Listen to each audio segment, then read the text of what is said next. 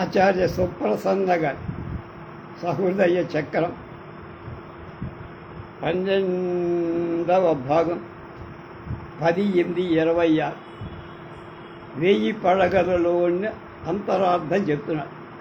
రామశాస్త్రి వర్ణాశ్రమ ధర్మాలన్నీ ముద్ద కట్టిన ఆయన భారతదేశం యొక్క ఆయన త్రయీ విద్యకు ఒక వ్యాఖ్య. తండ్రిని గురించి ధర్మారావు భావించిన అంశాలు. వర్ణాలంటే కులాలు కాదు, ఇక్కడ అవి అక్షరాలు మాతృగలు. మూలాధార చక్రం వాశాస అనే వర్ణాలకు ఆశ్రమం అంటే స్థానం. చక్రంలో 4 దళాలు, 4 ఆశ్రమాల ఈ 4 దళాలు 4 వర్ణాలకు స్థానాలు. అందువల్ల రామేశ్వర శాస్త్రి 4 వర్ణాల స్త్రీలు వివాహం ఆడడం సాంకేతికంగా మూలాధార చక్రంలో ఉండటం వల్ల ఇది భారతదేశానికి ఆత్మగా చెప్పదు. ఈ చక్రానికి అధిష్టాన దైవం గణపతి బ్రహ్మ అని కూడా కొన్ని గ్రంథాలు. రామేశ్వర శాస్త్రిలో ప్రధానంగా చిత్రితమైన దానశీలం గజముఖుడైన గణపతికి సహజం. ధర్మారావు మొదలుగా విశాలమైన పరివారానికంత బ్రహ్మస్థానీయుడు రామేశ్వర శాస్త్రి మూలాధారంగా నిరూపించడానికి మరొక కారణం ఆ పేరులో రామ ఈశ్వర శబ్దాల సన్నివేశం. కవి తన తండ్రి వల్ల శివరామ మంత్రాలు ఉపదేశం పొందినట్టు, కోట్ల సంఖ్యలో జపం సాగించినట్టుగా విశ్వనాథ జీవితం వల్ల తెలియవచ్చే అంశం. రామ భుజటులలో రాపిళ్ళు పొందినట్టిది తన గుండె అని రామాయణ కల్పవృక్షంలో ఆయన అన్నాడు. మంత్రానికి అధిదైవాన్ని ఉపదేశకు అభేద భావన చెయ్యాలని సాంప్రదాయకమైన విషయం. అందువల్ల నవలలు తన తండ్రి వ్యక్తిత్వాన్ని ప్రసరించే పాత్రకు అలాంటి పేరు పెట్టడంలో ఈ భావం స్పంది. 1000 పడగలులోని ఆశ్చర్యకరమైన పాత్రలు ఒకటి లక్ష్మణ స్వామి. అది ఆ మహత్ పాత్ర అయిన నిజానికి మహత్పాత్ర.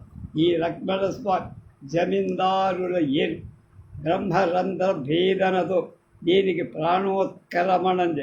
ఈ నవల మొత్తంలో యోగశాస్త్ర ప్రసక్తి ప్రత్యక్షంగా చెయ్యబడి కొద్ది పాత్రలు లక్ష్మణ స్వామిలో. అలాగే మరొకటి హరప్పనాయని పాత్ర. ఇద్దరికి బ్రహ్మరంధ్ర భేదంతోనే ప్రాణోత్కరమణం. కానీ కొంచెం లక్ష్మణ స్వామి తీవ్ర వేదనాత్మకంగా, హరప్పది తృప్తితోడి ఉపసంహరణాత్మకమై. లక్ష్మణస్వామి అన్న పేరు ఒక విధంగా కథా విషయంగా సేవాభావానికి ప్రతీక అయితే, అంతరంగ యోగ మార్గ ప్రవక్తుడే ఆదిశేషుణ్ణి చూపిస్తుంది. ఆ ఈ విశిష్టత ఎందుకు కలిగింది? ఈ కల్పన వెనక ఉన్న తాత్పర్యమేమి? ఆధార చక్రంలో బీజాక్షరం లం, దాని వాహనం ఐరావత్, దానికి లంకి వాహనం ఐరావత్. గజోత్తం, ఈ ఉత్తమ గజం కథాగతంగా ల ఆకారాది అయి పేరులో లక్ష్మణస్వామిగా రూపం. నవలలోని కథాచక్రంలో ధర్మారావు బిందుస్థాని ప్రధానది. రచయిత భావించిన పరివర్తన పొందుతూ ఉన్న ఈ మహాకాల స్వరూపాన్ని అవగాహన చేసుకుంటూ సాక్షిభూతుడుగా ఉన్నవారు. ధర్మారావు వ్యక్తిత్వం చాలా సంక్లిష్ట, బహుధాకరించబడి చైతన్య లక్షణం ఒక పాత్రముఖంగా ఇక్కడ గోపన్న ధర్మారావు వ్యక్తిత్వాన్ని ఇలా వ్యాఖ్యానం. అందమేమిటి బాబుగారు? ఆయన మొగం చూస్తే నిత్యమల్లెలు రెక్కలు ఇచ్చినట్టు. నాకు మాత్రం సుబ్రహ్మణ్యేశ్వర స్వామి ఆయనగా అవతరించాడనిపిస్తుంది అని రాజు.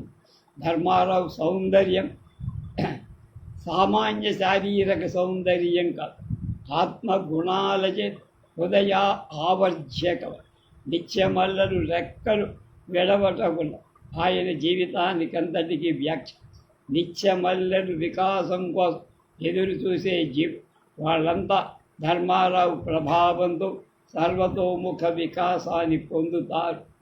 అరుంధతి, గిరి, రుక్మిణమ్మారు, హరం, మంగం ఈ మొదలైన పాత్రలను ధర్మారావు ప్రభావం వల్ల ఉత్పథ సంచారం చేసినవిపై ధర్మారావు సుబ్రహ్మణ్యేశుడి అవతారం అనడం మరింత ముఖ్యమైన అంశం. ఆ నవల అంతా ధర్మమనే ఒక అమూర్త భావన సుబ్రహ్మణ్యేశుడి దివ్యశక్తి సంకేతంగా సాగుతూనే ఆ భావన మరొక మూర్త సంకేతం ధర్మారావుగా సాగు. అరుంధతి కొండలి ఊర్ధ్వాభిముఖమైన శక్తి అయితే ధర్మారావు అధోముఖుడై నేల మీద అవతరించి వచ్చే దివ్య ధర్మ అభివ్యక్తి. అందుకే ధర్మారావు అంత ప్రత్యక్షంగా సుబ్రహ్మణ్యేశ్వరు దర్శనమిస్తూవాడు. ఒకసారి సుబ్రహ్మణ్యేశ్వరు దర్శనమిచ్చినప్పుడు ధర్మారావు అతని ధర్మమయ తనువుగా వర్ణిస్తాడు. ఈ ధర్మ శబ్దం ధర్మారావుకి స్వామికి అభేదాన్ని సూచిస్తుంది. ధర్మారావు వ్యక్తిత్వం ద్విధాభూతమై అది దివ్యాదివ్య లక్షణాల సమావేశం, దివ్య అదివ్య. ధర్మారావు సగం విరాగి, అతని వైరాగ్యమెంతో లాలసత కూడా అంతే. మరొక చోట మరింత స్పష్టం. ధర్మారావుకు రెండు జగత్, ఒక జగత్తులో మూకీభవం, మరొక జగత్తులో అనియత వాక్ వ్యాపారం. ఒక జగత్తు దివ్య, ఒక జగత్తు భౌమం. భౌమములో అతి భౌమం, ఒకటి పునీతం, ఒకటి ఇంద్రియ పరాభూతం. దివ్యం నుండి భౌమానికి రావడం ఎంత కష్టమో దీని నుండి దానిలోకి పోవడం కూడా అంతే కష్టం. ఇది ప్రకృతిలోనికి దిగి వచ్చిన పురుష లక్షణం. ఈ లక్షణాన్ని పైకి భాషించే చేసేది అనాత్తమైన పుష్పం లాగా నిత్య వికాసం చెడని మీరు ఇతడముల. ఎప్పటికైనా ప్రకృతి చెడులు కానీ పురుషుడు చెడడు కదా అన్న అరుంధతి మాటలు అరుంధతి ధర్మారావు ప్రకృతి పురుషులని వ్యక్తమవు. ధర్మారావు తన దివ్య భౌమ జీవిత రెంటికి ఒక విచిత్రమైన బంధాన్ని కల్పించారు. అందువల్ల అతడు నిత్యయోగి. ఆ నిత్యయోగి అయిన ధర్మారావు రసాత్మ నుండి ఇంద్రియాల నుండి రసాత్మకు యాతాయాత క్రియా బహు సులభం అవటం ఆ మహాపురుషుడు వ్యత్యస్తమంటూడే. మరొక చోట వికల్పరహితుడైన ఆయన ఎలాంటి సందర్భంలోనే అలాగే ఉండు. అందుకే పెద్ద అరుంధతి మృతివేళ దుఃఖాది తీవ్రతను పొందిన ధర్మారావు రథం తలి నీవేమో యోగీశ్వరుడు అనుకున్నా అంటూ హరప్ప ప్రాణోత్క్రమణవే ధర్మారావు ప్రాణాయామంలో ఉన్నట్టుగా చెప్పావు. ధర్మారావు యోగం కుండలిని యోగ స్వరూపం, భక్తి యోగలు కృష్ణస్వామి సులభం, జ్ఞాన యోగులకు శివు సేవని అని గిరికతో ఒకసారి ధర్మారావు జ్ఞాన భక్తి మార్గాలు రెండు యోగాలే అయిన భక్తి సౌలభ్యం వల్ల కుండలిని యోగ సాధనాధికం వల్ల కృష్ణత భక్తి యోగంలోనే జ్ఞానయోగం నిత్య సాధనా వ్యగ్ర ధర్మారావు గృహస్థాశ్రమ యోగం. అందువల్లనే ప్రవృత్తి నివృత్తి ఆయన వ్యక్తిత్వంలో స్థానం కనిపిస్తుంది. ఆధ్యాత్మిక సాధనా దశలో ఆయన దివ్య లోకాల మధ్య ప్రవర్తిస్తుంది. దివ్యాత్వావిస్తుడైన ఉండే లక్షణం ఎంత సత్వమహితంగా ఉంటుందో అదివ్యావేశం తప్పుకున్న రజస్తమో గుణాల స్పర్శ వల్ల కలిగే వికారాలను కొంతలో కొంతగా ప్రసరిస్తాయి.